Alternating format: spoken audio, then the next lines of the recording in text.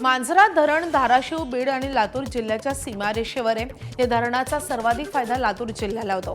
मात्र धाराशिव जिल्ह्यातून जाणाऱ्या पाईपलाईन मधून पाण्याची चोरी सुरू आहे। याचा थेट फटका लातूरला बसतोय।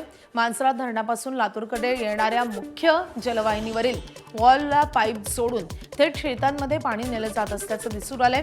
काही ठिकाणी हे पाईप जमिनीखालून नेण्यात आले असून त्यातून ऊसाच्या शेतांना पाणी दिलं जात असल्याचे चित्र आहे। एकीकडे धरणातील पाणीसाठा कमी होतोय आणि लातूरकरांना 8 दिवसातून एकदा पाणी मिळत असताना शहराच्या हक्काच्या पाण्यावरच डल्ला मारला जात असल्याचा प्रकार समोर आलाय।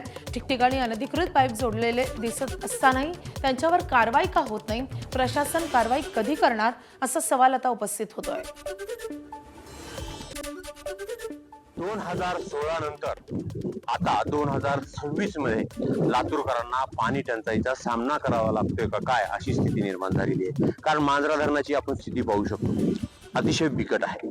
लातूरकरांना 8 दिवसातून एकदा पाणी मिळत असताना शहराच्या हक्काच्या पाण्यावरच आता टल्लाही मारला जातोय।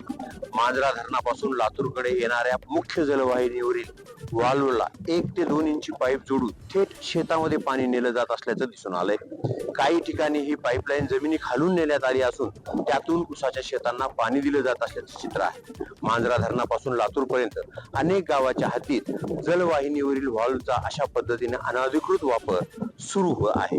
एकीकडे धरणातील पाणीसाठा कमी होतोय, शहराला पाणी कपातीचा सामना करावा लागतोय आणि दुसरीकडे लातूरच्या वाट्याचं पाणी वाटेतच शेताकडे वळवलं जात आहे। ठिकठिकाणी अनधिकृत पाईप जोडलेले दिसून आले आहेत। ते लातूरकरांच्या हक्काचं पाणी आहे। कारण आता सिंचनाच्या पाण्याचा प्रश्न निकालीच निघालेला आहे। आता हे सगळं पाणी जे आहे ते पिण्यासाठी राखून ठेवण्याबाबतच्या स्पष्ट सूचना देण्यात आल्या आहेत। त्या अनुषंगाने कारवाई होताना दिसत आहे। मात्र अनेक ठिकाणी पाणी चोरीच्या घटना मोठ्या प्रमाणात समोर आलेल्या आहेत, मात्र त्यावर कारवाई होताना दिसत नाही।